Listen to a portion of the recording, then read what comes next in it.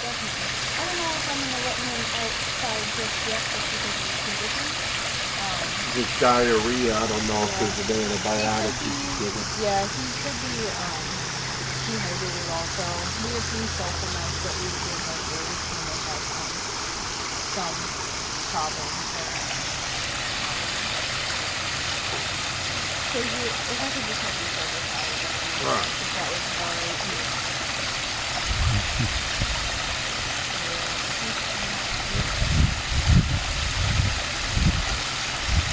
You said that there's 2 other ones with broken wings? Yeah, I tried to catch him, but you know, they're fast. Yeah. But he might do it.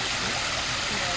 It also depends on how the wing is broken. They could just be able to return on their own. Like if they're strong enough, but